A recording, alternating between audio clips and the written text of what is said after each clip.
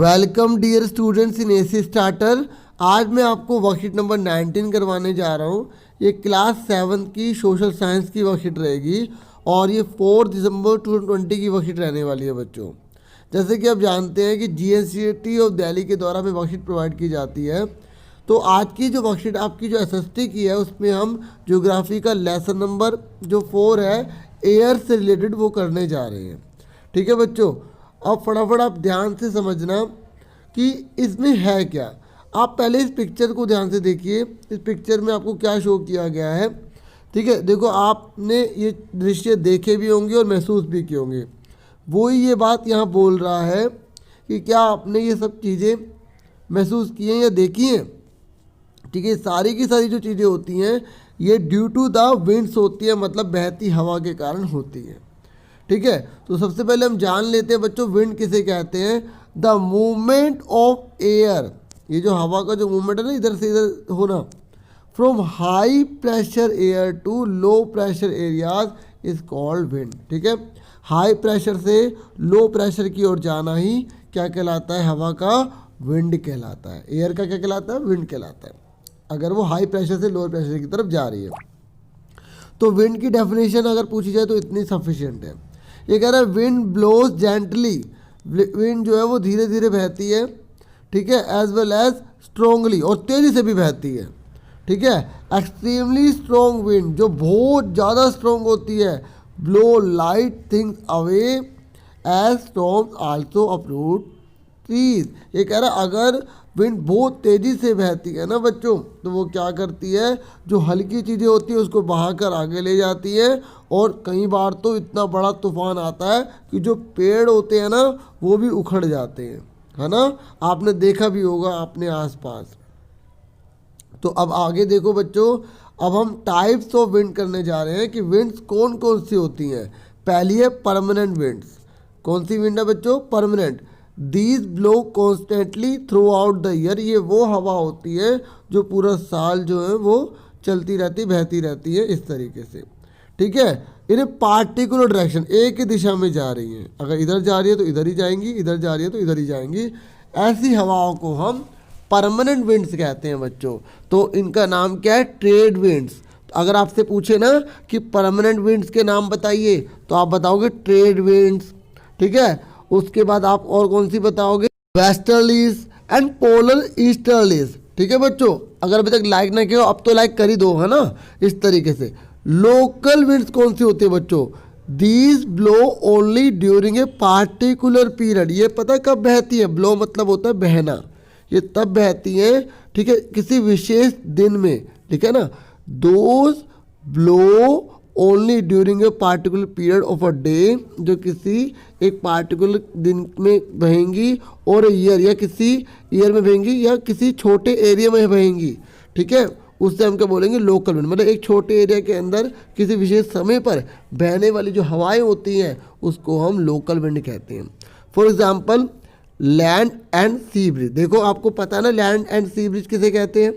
ठीक है, देखो समुद्र से धरती की तरफ जब हवा जा रही होती है तो ऐसी हवा को क्या बोलते हैं बच्चों, ब्रिज। क्या कहते हैं बच्चों, सी ब्रिज। देखो अगर समुद्र से जमीन की तरफ जा रही है तो जहाँ से जा रही है उसका नाम वही रखा है, ठीक है, सी ब्रिज। और अगर जमीन से समुद्र की तरफ जाएंगी तो उसे बोलेंगे लैंड ब्रिज। देखो ये बहुत बड़े एग्जाम में क्वेश्चन आया हुआ है, इसलिए मैं आपको बता रहा था। ठीक है, क्योंकि आपके पास एक्स्ट्रा नॉलेज भी होनी चाहिए। ठीक है, आगे देखो बच्चों, तीसरी होती है सीजनल विंड्स। ये कह रहा है these winds change the direction in different season. देखो सीजनल विंड उन्हें कहते हैं जब सीजन आता है तो अपनी डायरेक्शन चेंज कर लेती हैं, ऐसी विंड्स को बोलते हैं सीजनल विंड्स। इसका एग्जांपल है मॉनसून विंड्स इन इंडिया। ठीक है, मॉनसून आता है ना इंडिया में, तो ये क्या कहलाएगा, ठीक है, सीजनल विंड का एग्जाम्पल कहलाएगा। अब देखो बच्चों, आप देखो ये पता ही क्या शो कर रहा है, ये बताता है कि जो हवा है ना वो किस डायरेक्शन में है। अगर आपने अभी तक ये नहीं देखा तो आप इसको एक बार जरूर देखना। Wind vane is use for showing the direction of the wind. तो बच्चों आप देख सकते हैं किस तरीके से, देखो एयर जो है वो इस तरफ जा रही है। ठीक है, तो ये आपको मूव करके दिखा रहा है।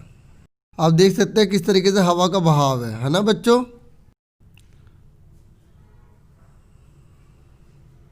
तो अभी आपको मैंने दिखा भी दिया। अब आगे बढ़ते हैं बच्चों। तो बच्चों अब हम major pressure belt and wind system के बारे में जान लेते हैं। ठीक है, कि ये जो प्रेशर बनते हैं जिसकी वजह से हवा बहुत तेज़ी से आने और जाने लग जाती है, ये कौन कौन से होते हैं? The pressure difference is the major cause of genesis of the wind system. ये कह रहा है कि देखो प्रेशर सिस्टम होने की वजह से ही हवा का एक सिस्टम बनता है। ठीक है, और याद रखो द एयर हमेशा जो मूव करेगी ना वो हाई प्रेशर से लो प्रेशर की तरफ जाएगी। मतलब अगर इधर प्रेशर बहुत ज़्यादा है तो वो लो प्रेशर की तरफ जाएगी। ठीक है, जैसे यहाँ बहुत ज़्यादा जने हो गए तो लोग यहाँ पर थोड़ी रहेंगे, जैसे इस समय कोरोना का सीज़न है। ठीक है, तो लोग यहाँ से दूर भागने की कोशिश करेंगे क्योंकि दूरी बना के रखेंगे, क्योंकि वो समझदार लोग हैं। ठीक है, इस तरीके से।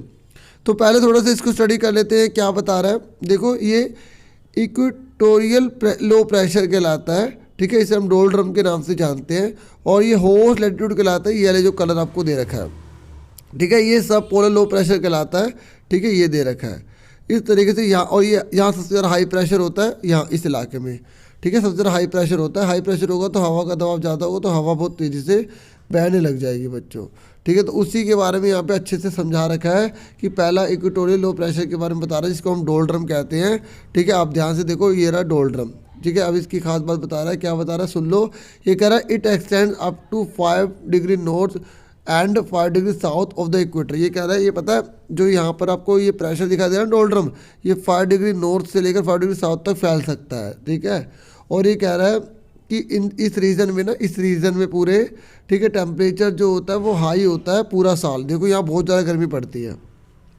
ठीक है, तो आप इंडिया के मैप में, वर्ल्ड के मैप में चेक करना कि ये एरिया कहाँ कहाँ आ रहा है और फिर देखना कि किन किन इलाकों में बहुत ज़्यादा गर्मी पड़ती है। ये कह रहे हैं यहाँ पे जो एयर प्रेशर होता है बहुत लो होता है बच्चों, along with the change of the season. और सीज़न के चेंज होने के बावजूद भी this belt also shift north and south respectively. और ये बेल्ट जो है ना वो नॉर्थ और साउथ में रिस्पेक्टिवली जो है शिफ्ट होती रहती है, नॉर्थ और साउथ में। तो मतलब यहाँ पूरा का पूरा इलाका ही जो है वो गर्म रहता है। यहाँ तक समझ में आ गया।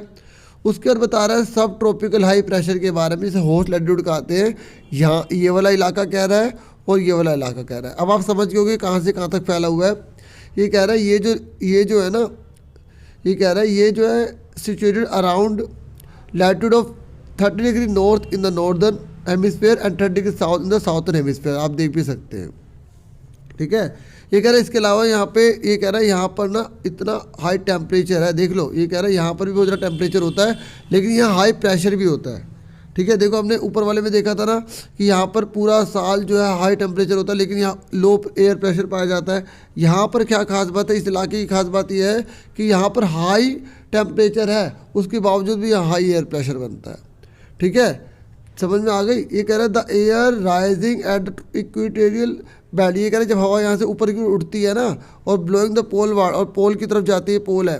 ठीक है, तो इससे क्या होता है कि प्रेशर बहुत ज़्यादा क्रिएट हो जाता है बच्चों। ठीक है, और एक तो हवा जो होती है वो जब ठंडी होती है ना तो नीचे की तरफ जाने लग जाते हैं। तो यहाँ पोल है ना, ये पोल, तो यहाँ से भी हवा नीचे की तरफ जाने लग जाती है। तो एक तरफ यहाँ से आ रहा है, एक तरफ यहाँ से आ रही है, तो ये ज़्यादा यहाँ पे हवा का दबाव पड़ जाता है। समझ में आई? एक बार दोबारा बताता हूँ। यहाँ पोल से भी हवा नीचे जाने लग जाती है, यहाँ से जा रही है। दूसरा ठीक है, इक्वेटोरियल से यहाँ जा रही है हवा, तो यहाँ बहुत ज़्यादा प्रेशर बन जाता है। समझ में आ गई? तो मुझे पूरी उम्मीद है समझ में आ गई होगी। ठीक है, तो उसके बाद ये कह रहा है कि from here the wind that blow equatorward are called. और ऐसी हवा जो बहती है ना उसको ट्रेड विंड कहते हैं। क्या कहते हैं बच्चों? ट्रेड विंड कहते हैं। ठीक है बच्चों, तो आगे हम समझ लेते हैं। देखो मैंने आपको बताया था ना परमानेंट विंड के बारे में, उसका एग्जाम्पल ट्रेड विंड है। तो ये परमानेंट है, हमेशा पूरा साल ऐसे ही होता रहता है। ठीक है, तो ये तो आपको समझ में आ गया। उसके बाद सब पोलर लो प्रेशर, तो ये सर्दी वाले जो इलाके हैं ना, around 60 degree altitude in the both of the hemisphere, दोनों ऊपर नीचे दोनों की तरफ। ठीक है, we have air coming from the north and south. ठीक है, ये कह रहे दोनों से और से हवा आ रही है, पोलर जो ईस्टर्लीज होती है और प्रिवेलिंग वेस्टर्लीज। ठीक है, has at this point air, जहाँ पर जो इसलिए दोनों तरफ से हवा आ रही है तो यहाँ पर जो एयर कवरेज जो होती है ना वो ऊपर उठने लग जाती है और हैव लो प्रेशर होता है, क्योंकि हवा इधर से भी जा रही है उधर से भी जा रही है। तो यहाँ दोनों साइड ना ऊपर नीचे, देखो मैं मेन बता दूँ शॉर्ट में कि ये जो है ना यहाँ पर जो है ना, यहाँ पर हवा दोनों तरफ नीचे जा रही है, तो यहाँ पर हवा का जो प्रेशर है वो एक तरह से कम होने लग जाता है। ठीक है, ये देखिए सब पोलर की बात कर रहा है ना, ये सब पोलर की, यहाँ की बात कर रहा है बच्चों। यहाँ पर यहाँ लो प्रेशर होता है, ठीक है, यहाँ की बात कर रहा है वो। अभी यहाँ की आएंगे, अभी यहाँ तो हाई प्रेशर है, ठीक है। सब पोलर की बात कर रहा है, तो सब पोलर में जो है वो क्या कह रहा है, लो प्रेशर होता है, क्योंकि सारा का सारा दबाव जो है नीचे की तरफ चला जाता है। और पोलर में जो है बहुत ज़्यादा प्रेशर होता है बच्चों, क्योंकि यहाँ पर जो है ना ये 80 डिग्री और 90 डिग्री के बीच में लोकेटेड है, ठीक है। सॉरी थोड़ी तबीयत ख़राब है ना। तो अगर अभी तक किसी लाइक नहीं किया तो देखो लाइक तो कर देना।